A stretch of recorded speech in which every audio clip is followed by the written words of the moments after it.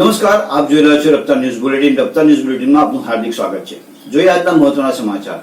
નર્મદા જિલ્લાના તિલકવાડા તાલુકામાં નલિયા ગ્રામ પંચાયત ભાવપુરા ટેકરા ગામ ખાતે આમ આદમી પાર્ટી ગુજરાત જોડો અભિયાન જનસભામાં લોકો ભાજપ અને કોંગ્રેસ સાથેનો છેડો ફાડીને 2500 થી વધારે લોકો આમ આદમી પાર્ટીમાં જોડાયા. તો આવો જોઈએ એક રિપોર્ટ.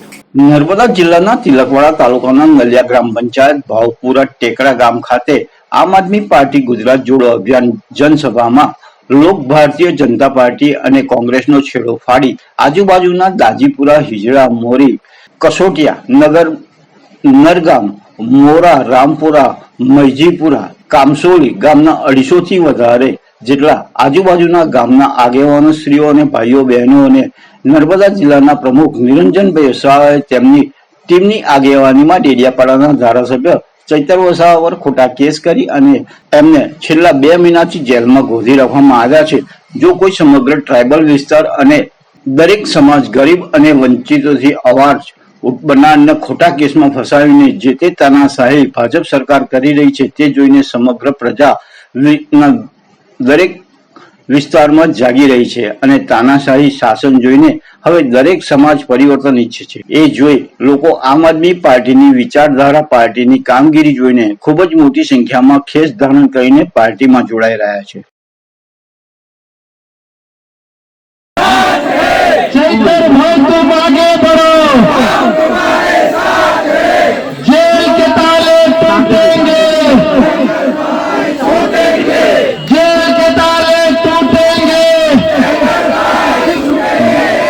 અધિકારીઓએ ફરિયાદ દાખલ કરી છે, બરાબર. એ લોકોને તો પ્રમોશન મળવા માંડ્યું. અહીંયા ગાડી આપણા નર્મદા જિલ્લાના એસપી સાહેબ છે, એસપી સાહેબ ની બદલી થઈ ગઈ. ડીવાયએસપી સાહેબ હતા, ડીવાયએસપી સાહેબ ની બદલી થઈ ગઈ. જ્યાં ગાડી ઘટના થઈ છે તેના પ્રાંત સાહેબ, એ પ્રાંત સાહેબ ને પણ પ્રમોશન મળી ગયું, એ જિલ્લા વિકાસ અધિકારી બની ગયા. બરાબર.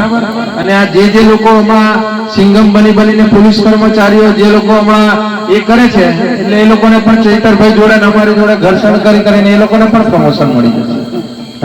અને આપણા સમાજની જે દશા છે તે જ રહેવાની છે. જો સમાજ નહીં જાગે તો. આજે પણ અમારા સાથી મિત્રોએ કીધું, ઘણા બધા ભાજપના નેતાઓના ફોન આવે છે અમારી પર, અમને દબાવે છે.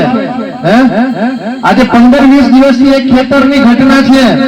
એક ખેતરમાં ગાયો ઘૂસી ગઈ હતી, તો તેના માટે આજે તિલકવાડાના પોલીસ કર્મચારીઓ આ હિરેનભાઈના જે ભાઈ છે, મોટા ભાઈ, એમને આજે પોલીસ સ્ટેશન બોલાવ્યા. અને 5 વિચાર કરો તમે, કાર્યક્રમ આજે અહીંયા ગાડી છે અને એ લોકોને જે આગેવાનો છે એમને ત્યાં ગાડી બોલાવે કે ભાઈ તમે અહીંયા ગાડી આવો. આ તો સારું કે અમારી ટીમ બધી તાત્કાલિક આવી એમને કીધું કે ભાઈ શું છે, કેમ તમે આ લોકોને